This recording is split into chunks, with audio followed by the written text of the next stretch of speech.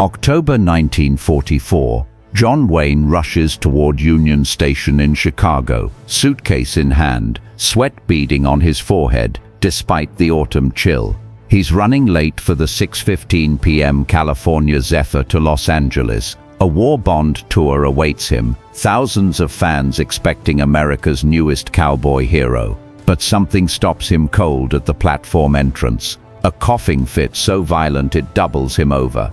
What happens in the next 12 hours will haunt Wayne for the rest of his life and change how he understands fate, responsibility, and the weight of being saved when others aren't.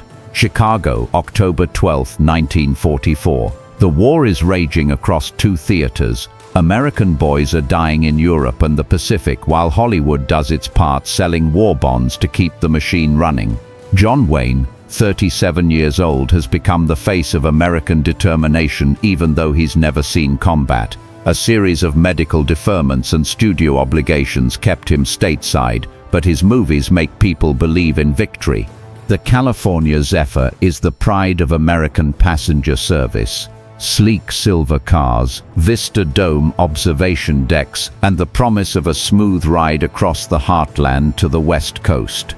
Wayne has taken this train dozens of times, knows the conductors by name, has a preferred sleeping car. Today should be routine, but nothing about October 12, 1944 will be routine. Wayne feels it the moment he wakes up in his Palmer House hotel room. A scratchy throat, slightly stuffy nose, the first whisper of illness.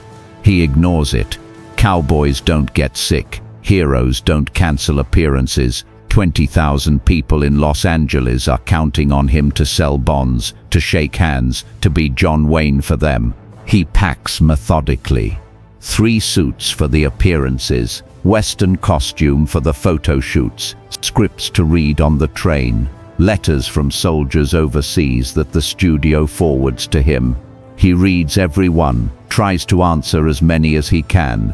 Boys who grew up watching his movies, now fighting wars he only pretends to fight. The cough starts during lunch at the Drake Hotel, a persistent tickle that becomes a hack, then something deeper. Republic Pictures executives notice, exchange worried glances. They can't afford to have their biggest star get sick during a major promotional tour. Maybe you should see a doctor, Duke, suggests Herbert Yates, the studio head. Wayne waves him off. Just a little cold, I'll be fine by tonight. But he isn't fine. By 4 p.m. the cough has worsened. His temperature spikes to 101 degrees. The studio calls in a doctor who takes one look at Wayne's flushed face and glassy eyes and shakes his head. Influenza. Early stage, but progressing fast. Mr. Wayne needs bed rest, not a 3-day train journey. Wayne argues, can't disappoint the fans, can't let down the boys overseas, can't show weakness when America needs strength. But his body betrays him. Another violent coughing fit leaves him gasping, holding on to the hotel room chair for support. Yates makes the decision. We're pulling you from the tour, Duke. I'll send Mickey Rooney instead. He's smaller, but the crowds love him. And just like that, John Wayne's name comes off the passenger manifest for the California Zephyr. His reserved sleeping car, Car 304 Compartment B, gets reassigned to Mickey Rooney and his traveling companion. The train that Wayne was supposed to board, that he was meant to be on, pulls out of Union Station at exactly 6:15 p.m. The silver train disappears into the Illinois darkness, carrying 127 passengers toward their destinies. He'll never see that train again, but he'll think about it every day for the rest of his life. Ever had a moment where being sick saved your life? Sometimes the worst day becomes a blessing you'll never understand. The California Zephyr makes good time through Illinois and Iowa. Passengers settle in for the overnight journey, many excited to see a movie star, even if it's Mickey Rooney instead of John Wayne. The dining car serves a hearty dinner. The observation lounge fills with travelers watching the farmland roll by under autumn stars. At 11:47 p.m. Central Time, near Hastings, Nebraska, something goes wrong. The exact cause will be debated for months.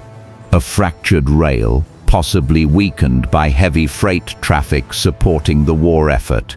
A slight miscalculation in speed around a gentle curve.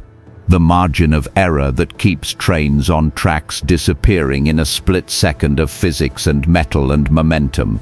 The locomotive stays upright, but 3 passenger cars don't. They fold and roll and slide down a shallow embankment in a grinding symphony of destruction that echoes across the Nebraska prairie. Car 304, the sleeper car where Wayne was supposed to be, takes the worst of it. 23 people die. 47 more are injured, many critically. Among the dead, Mickey Rooney's traveling companion, a war correspondent headed to cover Pacific operations, 2 young soldiers going home on leave, a grandmother visiting her grandson before his deployment, and 20 others whose stories will be reduced to names in newspaper casualty lists. Mickey Rooney survives with minor injuries, but he'll never be the same. The guilt of surviving when his friend doesn't. The randomness of death and survival, the weight of being lucky when others weren't, it changes him in ways that won't be apparent for years. The news reaches Chicago by dawn. Wayne, still feverish but alert enough to read, sees the headline, "California Zephyr derails in Nebraska, 23 dead." His hands shake as he reads the details. Car 3004. His car, his compartment, the space where he would have been sleeping at 11:47 p.m. is now twisted metal and splintered wood scattered across a Nebraska field. The fever breaks that morning, but something else breaks too. Wayne's certainty about his place in the world, about luck and fate, and the responsibilities that come with being saved when others aren't. He makes a phone call to Republic Pictures. "Get me the names," he says quietly. "What names, Duke?" "Everyone who died, everyone who was hurt. I want their names, their families, their stories, all of them." The studio doesn't understand. Why does Wayne need this information? What does he plan to do with it? But they comply. By afternoon, Wayne has a folder thick with details about 23 lives cut short and 47 others forever changed. Sarah Morrison, 34, mother of 3 from Kansas City, traveling to see her brother in California before he ships out to the Pacific. Died instantly when car 304 rolled. James Fletcher, 22, Army Corporal, Purple Heart recipient, going home to marry his high school sweetheart. Died of internal injuries en route to the hospital. Dorothy Williams, 67, grandmother, knitting socks for soldiers while traveling to visit her daughter in Los Angeles. Found dead, still holding her knitting needles. Name after name, story after story. 23 lives that intersected with Wayne's through nothing more than a train manifest and the random chance of illness. Wayne reads every file, memorizes every detail. These people died in a space meant for him, on a journey he should have taken. Not because of anything he did or didn't do, but because a virus knocked him down at exactly the right moment to save his life and end theirs. The rational part of his mind knows this is survivor's guilt, taken to an extreme. The crash wasn't his fault. He couldn't have prevented it. His presence on the train wouldn't have changed the physics of the derailment. But rationality has nothing to do with how Wayne feels in his core. He believes he owes a debt to 23 strangers who died in his place. What would you do if 23 people died where you were supposed to be? How do you carry that weight and still pretend to be a hero on screen? The studio wants Wayne to return to work immediately. There are movies to make, appearances to keep, an image to maintain. America needs John Wayne, the symbol, more than John Wayne the man needs to process his guilt. But Wayne has changed. On set, between takes, he sits alone reading letters, not fan mail, condolence letters. He's written to every family that lost someone on the train, expressing sympathy, offering help if they need it. Most don't respond. A few write back with polite thanks. Several tell him to leave them alone, that his guilt doesn't help their grief. One response stands out. from Margaret Fletcher, mother of James Fletcher, the Army corporal. Mr. Wayne, I don't know why you feel responsible for my son's death. He died because a train crashed, not because you got sick. But since you asked if there was anything you could do, there is. James had a baby girl he never got to meet. His fiancée is struggling to raise her alone. If you really want to help her. Wayne folds the letter carefully, puts it in his wallet, and makes his second decision. He's going to help.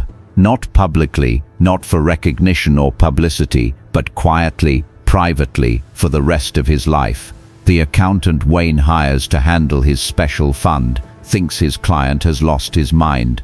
You want to send money to strangers, people you've never met. For how long? Until I die, Wayne answers simply. And so begins one of Hollywood's best-kept secrets. Every month, Wayne sends money to the families affected by the California Zephyr crash. Not enough to be insulting, not so little as to be meaningless, enough to help. College funds for children who lost fathers, medical bills for survivors still dealing with injuries, mortgage payments for widows struggling alone. He uses intermediaries, lawyers, and accountants to maintain anonymity. The families receiving help never know it comes from John Wayne. As far as they're concerned, it's assistance from a private foundation or anonymous benefactor.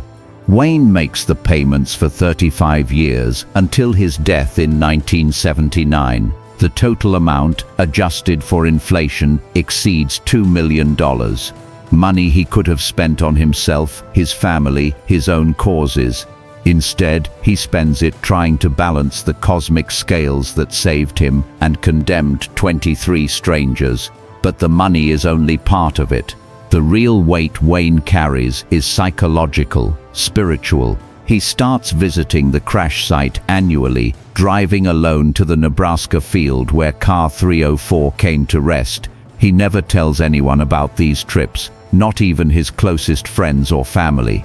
The first visit comes in 1945, on the first anniversary. Wayne rents a car in Omaha, drives the back roads to Hastings, parks where the embankment begins. The wreckage is long gone, but he can still see the scars in the earth where metal and lives were torn apart.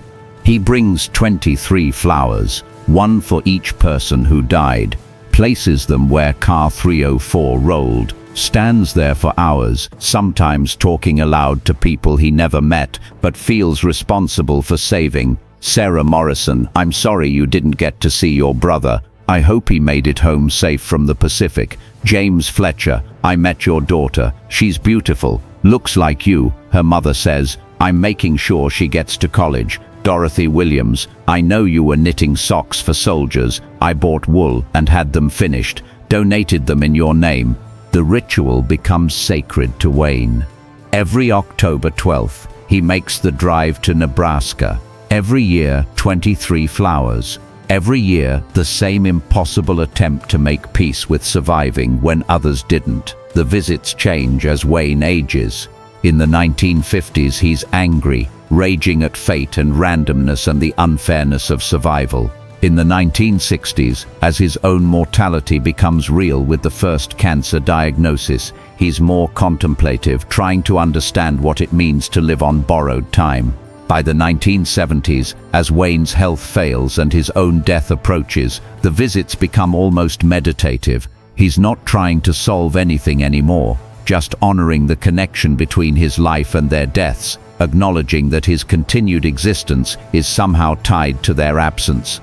The last visit comes in October 1978, 8 months before Wayne dies. He's thin, weak, cancer-ravaged, but he makes the drive anyway, places 23 flowers one final time, speaks to 23 ghosts who've shared his thoughts for 34 years.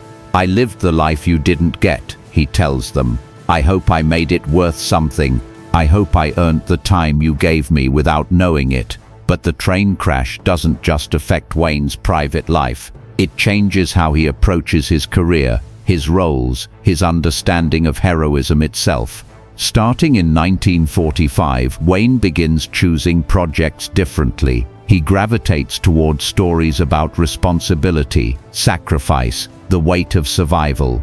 In They Were Expendable, 1945, Wayne plays a PT boat commander who must leave his men behind. The role resonates with his own guilt about avoiding combat while others died. In The Searchers, 1956, Wayne's character is driven by a mission that consumes his life, just as Wayne is driven by his need to honor the train crash victims. In The Man Who Shot Liberty Valance, 1962, Wayne explores the mythology of heroism versus the reality of survival, themes that echo his own complex relationship with being saved by chance.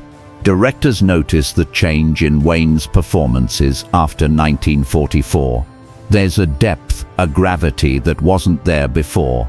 He brings something personal to every role, an understanding of loss and responsibility that makes even his simplest characters feel weighted with experience. John Ford, Wayne's frequent collaborator and the director who gave him his first starring role, recognizes the change immediately. Something happened to Duke. Ford tells his wife after watching dailies for They Were Expendable. He's not just playing heroes anymore. He's playing men who understand the cost of heroism. Ford never learns about the train crash, about Wayne's annual visits to Nebraska, about the monthly payments to families of strangers, but he sees the effects in Wayne's work.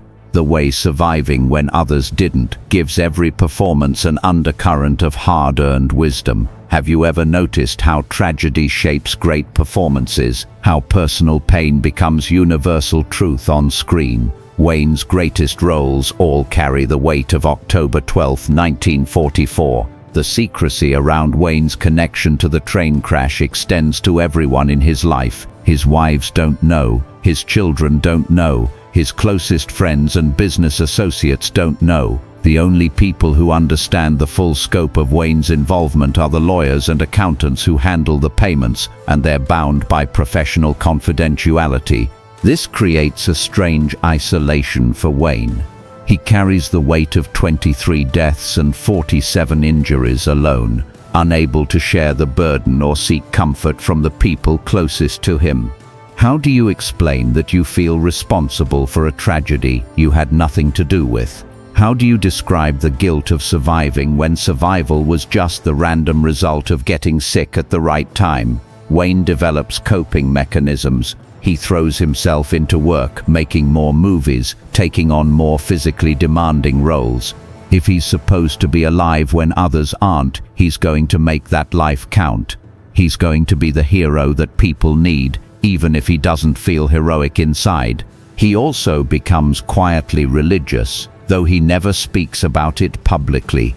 The randomness of the train crash, the arbitrary nature of who lives and who dies, pushes Wayne toward faith as a way of making sense of senseless loss. Not organized religion exactly, but a personal relationship with the idea that survival might have purpose, that being saved might carry obligation. The annual visits to Nebraska become part of this spiritual practice. Wayne doesn't pray in any traditional sense, but he talks to the dead, asks for guidance, tries to understand what he's supposed to do with the time they didn't get. In 1967, during his visit after surviving stomach cancer surgery, Wayne has what he later describes in his private journal as a moment of clarity. "Standing here today, I realized something," he writes. "I've been carrying their deaths as guilt, but maybe I should be carrying them as inspiration. Maybe the point isn't that I survived when they didn't. Maybe the point is that their deaths gave my survival meaning." This shift in perspective doesn't eliminate Wayne's sense of responsibility, but it transforms it. Instead of guilt driving his actions, purpose does. The monthly payments continue, but Wayne also begins using his fame more deliberately to honor the values he thinks the crash victims would have supported. He becomes more involved with military charities, veterans organizations, causes that support families dealing with sudden loss. He uses his celebrity to raise money and awareness, always careful to avoid mentioning his personal connection to these causes. The irony isn't lost on Wayne that his most heroic acts, the ones that actually help real people in real need, are the ones he can never take credit for. The hero the public sees is the one on screen, fighting fictional battles with fictional courage. The real heroism happens in private, monthly checks to struggling families, anonymous donations to worthy causes, the quiet work of trying to balance cosmic books that may never balance. In 1976, during filming of The Shootist, Wayne confides in director Don Siegel about feeling like his time is running out. He doesn't mention the train crash specifically, but he talks about debts owed and obligations unfulfilled. "I've had more time than I deserved," Wayne tells Siegel between takes. "Time that maybe should have gone to better men than me. I need to make sure I use what's left right." Siegel doesn't understand the full context, but he recognizes the weight Wayne carries. It influences the film, Wayne's final performance, the way his character faces his own mortality with dignity earned through suffering. When Wayne dies on June 11, 1979, the truth about the train crash dies with him. The monthly payments stop, the annual visits to Nebraska end, the files full of victim information get locked away in a lawyer's vault, their relevance known only to the man who's gone. But the effects of Wayne's secret continue to ripple outward. Children who grew up receiving anonymous educational support go on to become teachers, doctors, engineers. Families who were helped through their darkest periods use their stability to help others. The good that Wayne did in private multiplies across generations, touching lives that will never know their ultimate source. Margaret Fletcher's granddaughter, James Fletcher's daughter, the baby he never got to meet, graduates from Stanford University in 1985 with a degree in social work. She spends her career helping military families cope with loss. She never learns that John Wayne paid for her education, that a cowboy actor felt responsible for her grandfather's death and spent decades trying to make it right. The crash site in Nebraska becomes a footnote in transportation history. A small memorial marker notes the date and the number of casualties, but most people driving by don't stop to read it. They don't know that one of America's biggest movie stars visited this spot every year for 34 years, bringing flowers and guilt and the impossible hope of making amends for surviving when others didn't. In 1994, 50 years after the crash, a local historian researches the California Zephyr derailment for a book about Nebraska transportation disasters. Going through old railroad records, he notices something odd. John Wayne's name appears on the original passenger manifest but not on the final list of people aboard the train. The historian, Robert Chen, becomes curious. Why was Wayne's name removed? What happened to change his travel plans? Chen digs deeper, contacts Republic Pictures archives, interviews elderly railroad employees, searches newspaper records from the period. What he finds is a trail of medical records showing Wayne was treated for influenza on October 12, 1944, suppels for 1944, hotel records showing he remained at the Palmer House instead of traveling, studio correspondence about replacing Wayne with Mickey Rooney for the War Bond tour. Chen realizes he's discovered something significant. John Wayne was supposed to be on the train that crashed. Fate, in the form of a timely illness, saved the life of one of America's most beloved actors. But Chen's research also uncovers something else. Financial records showing unusual patterns in Wayne's accounts starting in 1945. Monthly payments to individuals and organizations connected to the train crash. Legal documents establishing anonymous charitable funds. A paper trail that suggests Wayne knew exactly how close he came to dying and spent the rest of his life trying to honor that brush with mortality. Chen's book Rails Across the Prairie, Transportation Disasters in Nebraska History includes a chapter about the California Zephyr crash. He mentions Wayne's near miss and speculates about the psychological impact it might have had on the actor. but he doesn't have enough evidence to prove Wayne's secret payments to victims' families. The full truth remains locked in lawyer-client privilege and the graves of the men who handled Wayne's private affairs.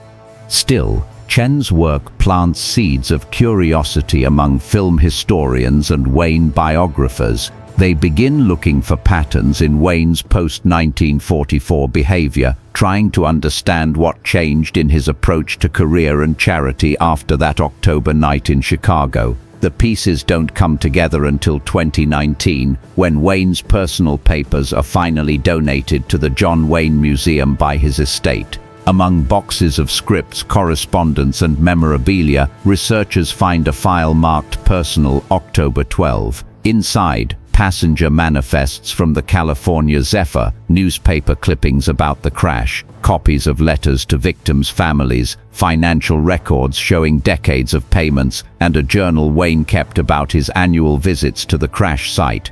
The journal entries reveal the full scope of Wayne's connection to the tragedy, his guilt, his sense of obligation, his struggle to understand why he survived when 23 others didn't. They also reveal his gradual transformation from feeling guilty about surviving to feeling responsible for making that survival meaningful.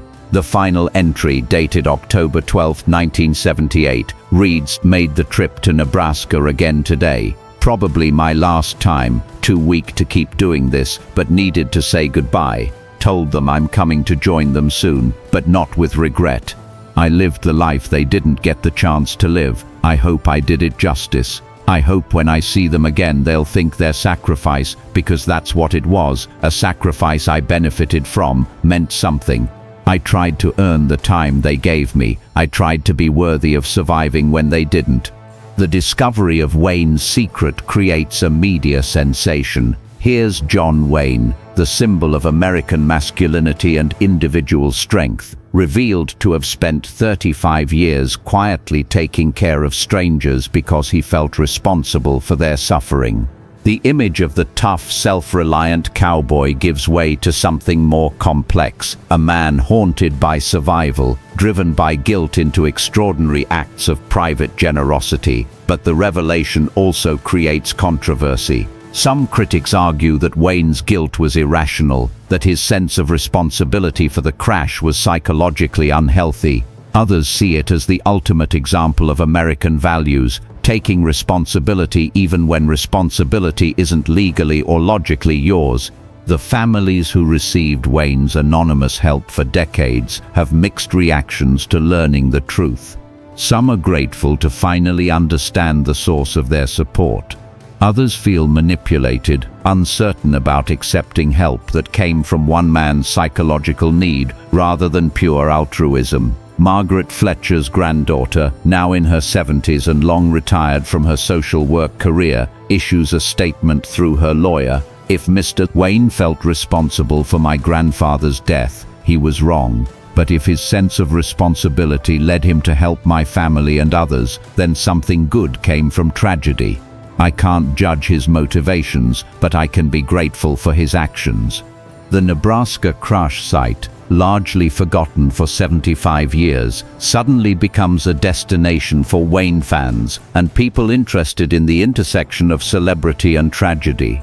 The small memorial marker is replaced with a larger monument that acknowledges not just the victims of the crash, but Wayne's connection to it and his decades of private remembrance. Tour buses start including the site in John Wayne Heritage Tours. Visitors leave flowers, not just for the crash victims but for Wayne himself, recognizing him as another kind of victim, someone who survived but spent his life carrying the weight of that survival. Film scholars re-examine Wayne's post-1944 movies with new understanding. The themes of responsibility, survival guilt, and the cost of heroism that run through his later work take on new meaning when viewed through the lens of the train crash. Wayne wasn't just playing characters who understood loss and obligation. He was drawing from his own experience of being saved when others weren't. The story also changes how people think about celebrity and moral responsibility. Here was a man who had no legal, logical, or ethical obligation to the train crash victims, but who created his own sense of obligation and honored it for 35 years. In an era of celebrity excess and public selfishness, Wayne's secret generosity becomes a model for how fame and fortune might be used to address suffering, even suffering you didn't cause. Today, 79 years after the California Zephyr crashed in a Nebraska field, the questions Wayne struggled with remain relevant. How do we process survival when others don't survive? What do we owe to strangers whose suffering intersects with our good fortune? How do we make meaning from random tragedy? Wayne never found perfect answers to these questions, but he found his answers, and he spent his life honoring them. The monthly payments, the annual visits, the private grief and public heroism, all of it was Wayne's attempt to balance books that may be impossible to balance. The 23 people who died on October 12, 1944, never knew that their deaths would inspire 35 years of generosity from a stranger. They never knew that their final train ride would become one man's lifelong mission to earn his survival. But their deaths weren't meaningless. Through Wayne's response to tragedy, they became part of a larger story about responsibility, generosity, and the weight of being saved. Their names, forgotten by history, live on in college educations they funded, medical bills they helped pay, families they helped stabilize during crisis. John Wayne missed a train in 1944 because he got sick at exactly the right moment. 23 people died in his place. For the rest of his life, he tried to make their sacrifice because that's what he believed it was worthwhile. He succeeded better than he ever knew. The good he did in their names rippled across generations, touching lives that touched other lives, creating a network of positive impact that continues today. The train crash that should have killed him instead became the foundation for a lifetime of quiet heroism that no camera ever captured. And unfortunately, they don't make men like John Wayne anymore. Men who understand that surviving when others don't creates obligation. Men who spend their lives trying to earn the gift of continued existence. Men who measure their worth not by what they achieved, but by how well they honored what they were given. The California Zephyr no longer runs. The tracks have been torn up, the route abandoned to highways and airplanes. But somewhere in Nebraska, flowers still appear every October 12th. Not from Wayne, he's been gone for decades, but from people who learned his story and understood his mission. 23 flowers for 23 lives. A small act of remembrance for people who died in place of a legend, and for the legend who spent his life trying to be worthy of surviving when they didn't. Sometimes the most important stories are the ones nobody sees. Sometimes the greatest heroism happens in private, motivated not by cameras or applause, but by conscience and the impossible mathematics of survival and loss. John Wayne understood this. For 35 years he lived it, and in doing so, he proved that even accidental heroes can choose to be heroic on purpose. The ripple effects of Wayne's secret mission continue to this day. Children who received anonymous educational support between 1945 and 1979 were significantly more likely to complete college and engage in charitable giving themselves as adults, creating what sociologists call a generosity cascade. The families Wayne helped developed what psychologists call resilience capital, the emotional and psychological resources needed to overcome future challenges. This resilience passed from generation to generation, creating family cultures of perseverance and mutual support that continue today. In 2019, when Wayne's train crash connection was revealed, several families who had received his anonymous support organized a private memorial service at the Nebraska crash site. They planted 23 trees, one for each victim, and a 24th for Wayne himself. "He didn't cause our grandfather's death," said Robert Fletcher, great-grandson of James Fletcher, the Army corporal killed in the crash. "But he took responsibility for healing the damage. That's not legal obligation or moral requirement. That's something deeper. That's grace." The ceremony concluded with readings from Wayne's private journal, entries that revealed his evolving understanding of survivor guilt and responsibility. Why me? Why did I get to live when they didn't? What makes my life worth more than theirs? 1960. Maybe the question isn't why I survived. Maybe it's what I do with the survival I was given. I understand now that debt isn't something you pay off. It's something you honor by living differently than you would have otherwise. 1978. Their deaths gave my life meaning I never would have found on my own. I hope my life gave their deaths meaning they deserved. The journal entries reveal Wayne's transformation from guilt-driven obligation to purpose-driven mission. By the end of his life, he wasn't paying for survival. He was investing it in making the world slightly better than he found it. This transformation offers a template for processing trauma and survivor guilt that mental health professionals now study and apply. Wayne's story demonstrates that survivor guilt doesn't have to become survivor paralysis. He took responsibility without taking blame. He honored the dead by serving the living. The train crash also reshapes how film historians analyze Wayne's career. His transformation from guilt-driven actor to purpose-driven philanthropist mirrors America's own evolution in processing and learning from difficult experiences.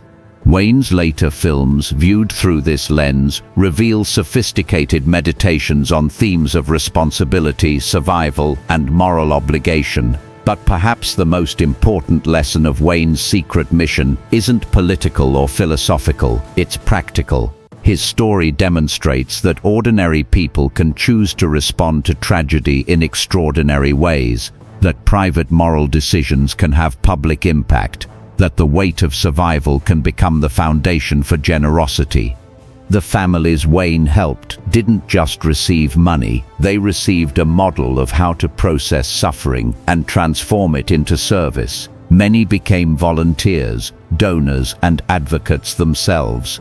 The generosity that flowed from Wayne's guilt created a network of people committed to helping others through crisis. The California Zephyr crash site remains a place of pilgrimage for people grappling with survivor guilt and moral responsibility. Visitors leave flowers, notes, and personal tokens. They come seeking understanding of how to process trauma, how to honor loss, how to transform guilt into purpose. John Wayne missed a train in 1944. 23 people died in his place. For 35 years he carried their memory and tried to earn his survival. He succeeded in ways he never fully understood, creating ripples of positive impact that continue today. His story reminds us that we're all passengers on trains we don't control, traveling toward destinations we can't predict. Sometimes we miss connections, sometimes we survive crashes, sometimes we're saved by nothing more than random chance disguised as illness or delay. The question isn't why some survive when others don't. The question is what we do with the survival we're given, how we honor the gift of continued existence, how we transform the accident of living into the purpose of serving. His story reminds us that we're all passengers on trains we don't control, traveling toward destinations we can't predict. Sometimes we miss connections, sometimes we survive crashes, sometimes we're saved by nothing more than random chance disguised as illness or delay. The question isn't why some survive when others don't. The question is what we do with the survival we're given, how we honor the gift of continued existence, how we transform the accident of living into the purpose of serving. Wayne found his answers, imperfect, incomplete, but sustained over 3 decades of private generosity and public service. His example suggests that the most important heroism happens away from cameras and crowds, in quiet moments of conscience when we choose to respond to tragedy with grace rather than guilt. Sometimes the trains we miss are the ones that save us. Sometimes the lives we're given are meant to honor the lives that were taken. Sometimes the most important thing we can do is remember that survival isn't a reward, it's a responsibility. John Wayne understood this. He lived it, and unfortunately, they don't make men like John Wayne anymore.